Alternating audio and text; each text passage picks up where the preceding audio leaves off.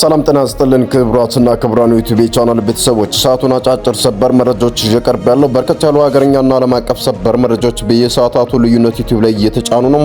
መረጃዎቹ ዩቲዩብ ላይ ሲጫኑ ቀድሞ ለእናንተ የማስታወቂያ ምልክት ወይም ኖቲፊኬሽን እንዲደርሷችሁ የዩቲዩብ ቻናልን ሰብስክራይብ በማድረግ የደወል ምልክቷን መጫን አትዘንጉም። ወደ ሰበር መረጃው ስናቀናም በቀዳሚነት የአሜሪካው ፕሬዝዳንት ዶናልድ ጄ ትራምፕ ዓለምን ባወዛገቡበት መግለጫቸው ኢራን እጅ ከመስጠት ውጪ ኢራኖች ምንም አይነት አማራጭ የላቸውም፣ ድርድር ብሎ ከነሱ ጋር መቀመጥ ፈጽሞ አልፈልግም፣ ስለዚህም እጅ እስኪሰጡ እየጠበቅን ነው ሲሉ ከተናገሩ ከሁለት ሰዓታት በኋላ በሰጡት ሌላ መግለጫ ደግሞ በሆርሙዝ ባህረ ሰላጤ ላይ የመርከቦችን እያጀቡ የማሳለፍ ከባለፈው ሰኞ ያወጁትን አዋጅ ለጊዜው ማንሳታቸውንና ከኢራን ጋር መልካም ድርድር እየተደረገ እንደሆነ ድርድሩም በመልካም ሁኔታ አልፎ አሁን ወደ መጠናቀቁ እየተቃረበ መሆኑንም ትራምፕም ገልጸዋል። ይህ ዓለምን ያወዛገበ መግለጫቸው በርካቶች ግራ እንዲጋቡ ቢያደርግም የኢራን መንግስት ግን ዛሬ ሌሊቱን ባሰራጨው መግለጫ አሜሪካ የዘጋቸውን መስመር ከፍታም በአስቸኳይ ጦሯን ከመካከለኛው ምስራቅ የማታወጣ ከሆነ ከአሜሪካ ጋር ድርድር የለም ብሏል። የኢራን መንግስት በሰጠው መግለጫም በዝርዝር የምታደምጡት ይሆናል። በሌላ በኩል የኢራን መንግስት አስፈሪ የተባለ መግለጫ በዩናይትድ አረብ ኤሚሬትስ ላይ አውጥቷል። ኤሚሬትስ በተለይም ደግሞ ከእስራኤል ጋር ጥብቅ ግንኙነት መመስረቷ ከባድ ዋጋ ያስከፍላታል፣ ከፍተኛ ውድመት የሚደርስባት ጥቃትም በኤሚሬትስ ላይ እንከፍትባታለን ሲል የኢራን መንግስት በመግለጫው ማስታውቋል። ጉዳዩን በተመለከተ በዝርዝር የምታደምጡት ሌላኛው መረጃም ይሆናል። በሌላ በኩል የእስራኤል የኒውክሌር አቅም በተመለከተ በአሜሪካ ፓርላማ ውስጥ ከባድ ጥያቄም ተነስቷል። የፓርላማ አባላትም ለፕሬዝዳንት ዶናልድ ጄ ትራምፕ አስተዳደር ግልጽ ደብዳቤም ጽፈዋል። ይኸውም ኢራንን የኒውክሌር የጦር መሳሪያ አትታጠቅ እያልን እየተዋጋን ነው፣ ነገር ግን እስራኤል ምን ያህል የኒውክሌር አቅም እንዳላት እንኳን ጠንቅቀን አናውቅም።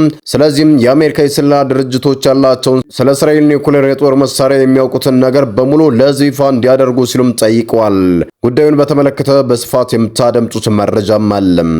በሌላ በኩል ደግሞ ክቡራን አድማጮቻችን ወደ ሀገር ውስጥ ጉዳይ ስንመጣ በትግራይ ክልል ከባድ ውጥረት ተፈጥሯል። ይኸውም የትግራይ ክልል ጊዜያዊ አስተዳደር በስልጣን ላይ ያለ የህዝብ ወያኔ ሓርነት ትግራይ ወይም ህወሓት ሊቀመንበር ዶክተር ደብረጽዮን ገብረ ሚካኤል ራሳቸውን የትግራይ ክልል ፕሬዝዳንት በማድረግም ሾመዋል። ይህንን ተከትሎ ከፍተኛ ውጥረት ተፈጥሯል። በጉዳዩ ዙሪያ በዝርዝር የምታደምጡት ተጨማሪ መረጃም አለም። እስከ ፍጻሜው ድረስ አብራችሁን ቆዩም። በቅድሚያም የአሜሪካው ፕሬዝዳንት ዶናልድ ጄ ትራምፕ የመካከለኛው ምስራቅ ጦርነት ለመቋጨት ኢራን በይፋ መሸነፏን አምና እጇን መስጠት አለባት ሲሉም ተናገሩም። ፕሬዝዳንት ዶናልድ ጄ ትራምፕ ለጋዜጠኞች በሰጡት መግለጫ የኢራንን አቅም አጣጥለው ኢራን መሸነፏን አምና እጇን ለአሜሪካ መስጠት ነበረባት፣ እስካሁን ግን ያንን ለማድረግ የኢራን ባለስልጣናት ትምክህት ይዟቸዋል፣ እስከ መጨረሻ ድረስ ሀገሪቱ እስክትወድም ድረስ መውደቅ ይፈልጋሉ ሲሉም ተናግረዋል። ትራምፕ በኦቫል ኦፊስ ለጋዜጠኞች በሰጡት መግለጫ ሲናገሩ የኢራን ጦር ደካማ መሆኑንና የመጫወቻ ጠመንጃዎችን ለመተኮስ ይጠቀማሉ ሲሉም መደመጣቸውም ተዘግቧል። ኢራን በአደባባይ የምትለው ሌላ ቢሆንም በሚስጥር ግን ከስምምነት መድረስ ትፈልጋለች፣ አሁንም እኔን እየለመኑ ነው ሲሉም ተናግረዋል። ጨዋታ ይጫወታሉ፣ ነገር ግን አንድ ነገር ልንገራችሁ፣ ከስምምነት ላይ መድረስ ይፈልጋሉ፣ በውስጥ መስመሮች እኛ አሜሪካኖችን ይለምናሉ፣ ጦሩ ሙሉ በሙሉ ከወደመበት ማን የማይፈልግና የማይለምናለ፣ ኢራን እንደዚህ ነው የሆነችው፣ እኔን ምረት እየለመነችኝ ነው ብለዋል። የአሜሪካው ፕሬዝዳንት ዶናልድ ጄ ትራምፕ ኢራን ምንም አይነት አማራጭ የላትም፣ ካርዱ ሁሉ በእጄ ነው በማለት የኢራንን ባለስልጣናት ከአሜሪካ ጋር ሲነጋገሩና ቴሌቪዥን ላይ ሲቀርቡ የተለያየ ነገር ይናገራሉ ሲሉም ተችተዋል። አሁን ኢራኖች ምንም አይነት አማራጭ የላቸውም፣ ኖራቸውም አያውቅም፣ የሚላክላቸውን ብቻ መፈረም ነው ብለዋል። የኢራን ጦር የባህር ላይ የአየር ኃይል ሙሉ በሙሉ መውደማቸውን የሚናገሩት ፕሬዝዳንት ዶናልድ ጄ ትራምፕ የኒውክሌር ጦር መሳሪያ እንዲኖራቸውም አልፈቅድም፣ እስከ መጨረሻው ድረስ እጅ ይሰጣሉ እንጂ ከኛ ጋር ተነጋግረው ከኛ ጋር አቻ የሆነ ክብር ላይ እንዲደርሱ አናደርጋቸውም ሲሉም ኢራንን የሚያናንቅ መልእክትም ተናግረዋል። የሚያስገርመው ግን እዚህ ጋር ነው። የአሜሪካ ፕሬዝዳንት ዶናልድ ጄ ትራምፕ በዋይት ሃውስ ነጩ ቤተ መንግስት ኦቫል ኦፊስ ውስጥ ይህንን መግለጫ ከሰጡና ኢራንን አጣጥለው ከተናገሩ በኋላም ከኢራን ጋር ዲፕሎማሲያዊ ግንኙነት እየተጠናከረ መምጣቱን ደግሞ ከሰዓታት በኋላ በሰጡት ሌላ መግለጫም ይፋ አድርገዋል። የሆርሙዝ ባህረ ሰላጤን ለመክፈትና ነገሮችን በአጭር ጊዜ በሰላም ለመቋጨት ከኢራን ተደራዳሪ ቡድን ጋር እየተደራደርንና እየተነጋገርን ነው ሲሉ ትራምፕ በርካቶችን ያስገረመ ቀጣይ መግለጫቸውን ሰጥተዋል። ትራምፕ አክለውም ሲናገሩ ባሳለፍነው ሰኞ ማለዳ ያወጁትና የአሜሪካ የጦር መርከቦች የሆርሙዝ ባህረ ሰላጤ ማለፍ የሚፈልጉ የሌላ ሀገራትን የንግድ መርከቦችን እየመሩና እያጀቡ እንዲያሳልፉ ያወጁትና ኦፕሬሽን ፍሪደም በማለት የጠሩትንም ዘመቻ ሙሉ በሙሉ በጊዜያዊነት እንዲቋረጥ ማዘዛቸውንም ፕሬዝዳንት ዶናልድ ጄ ትራምፕ ሌሊቱን ተናግረዋል። የትራምፕ ውሳኔ የመጣው የንግድ መርከቦች በሆርሙዝ ባህረ ሰላጤ ለማሳለፍ ያለመው ይህ ዘመቻ ከተጀመረ በኋላ በአሜሪካና በኢራን ወታደሮች መካከል ከባድ የተኩስ ልውውጥ በመፈጠሩና ኢራን በዩናይትድ አረብ ኤምሬት ላይ የሚሳኤል ጥቃት በመክፈቷ መሆኑም ውጥረቱንም አበብሶታል። ፕሬዚዳንቱ ትሩዝ ሶሻል በተሰኘ ማህበራዊ ትስስር ገጻቸው ላይ ባሰፈሩት ጽሑፍ እንዳሉት እስከሆነም ይህንን ውሳኔ የወሰድኩትና ያወጅኩት አዋጅ እንዲቋረጥ ያደረኩት በተለይም ደግሞ ከኢራን ጋር የሰላም ስምምነት ላይ ለመድረስ ትልቅ መሻሻል በኢራን በኩል በማየት ነው ብለዋል። ትራምፕ በተለይም በዚህ መልእክታቸው በፓኪስታንና በሌሎችም ሀገራት ጥያቄ መሰረት እንዲሁም ከኢራን ተወካዮች ጋር ሙሉና የመጨረሻ ስምምነት ላይ ለመድረስ ትልቅ መሻሻል በመታየቱ የባለ እገዳው ሙሉ በሙሉ የጸና ቢሆንም የነጻነት ፕሮጀክት በሚል መርከቦች እያጀቡ እንዲያልፉ ያሳለፉትን ውሳኔ ግን በጊዜያዊነት እንዲቆም አዝዣለሁ ሲሉም ተናግረዋል። ይሁን እንጂ የኢራን ባለስልጣናትና የጦር አዛዦች የአሜሪካንን እርምጃና የሰላም ስምምነት ጉዳይ አጥብቀው አጣጥለውታል። የኢራን እስላማዊ አብዮታዊ ዘብ ቃል አቀባይ ብርጋዴር ጀነራል ሆሴን ሰላሚ በሰጡት መግለጫ እንዳሉት በባህረ ሰላጤው የሚደረግ ማናቸውንም እንቅስቃሴ የኢራን አብዮታዊ ዘብ የባህር ኃይል መመሪያዎችን የሚቃረን ከሆነ ከባድ አደጋ ከኢራን እንደሚገጥመው ለማሳወቅ እንወዳለን። ትናንትናም ስናደርግ የነበረው ይህንን ነው ብለዋል። ማናቸውም ድንበር አቋራጭ መርከቦች በኃይል እንዲቆሙ፣ እምቢ ካሉ ደግሞ እንዲመቱም አስታውቀዋል።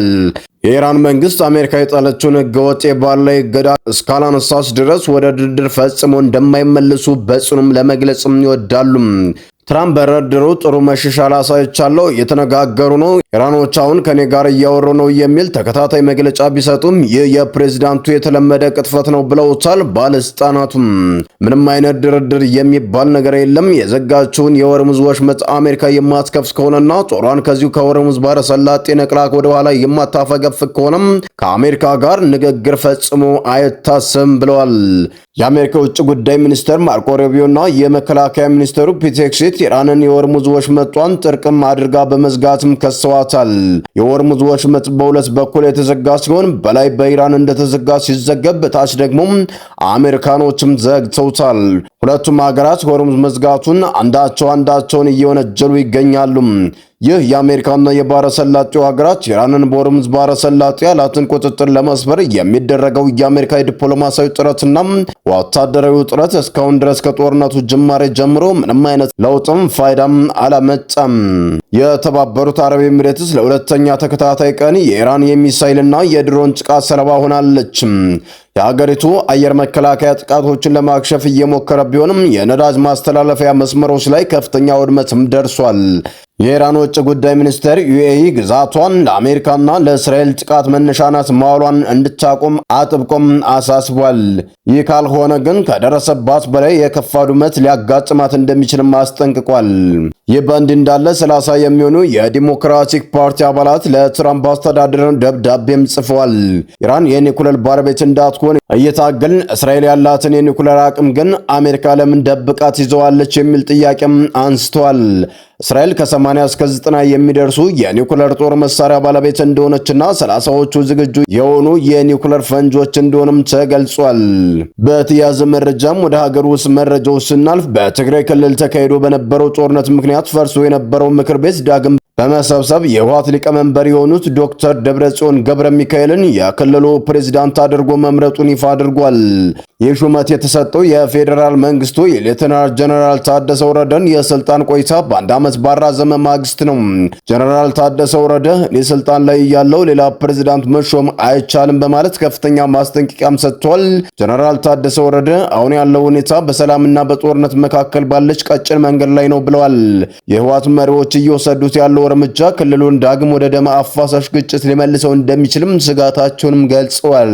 በትግራይ ክልል የተፈጠረው የአዲስ ሁለት ፕሬዝዳንት የማሾም ሁኔታ በተመለከተም የኢትዮጵያ ፌዴራል መንግስት እስካሁን የሰጠው ይፋዊ ምላሽ እንደሌለም ተጠቅሷል። ሰላም የተወደዳችሁና የተከበራችሁ የሚዲያችን ቤተሰቦች ለሰዓቱ የነበሩን መረጃዎች እነዚህን ይመስሉ ነበር። በሌላ መረጃዎች እስከምንገናኝ በያላችሁበት ሰላም ቆዩልን።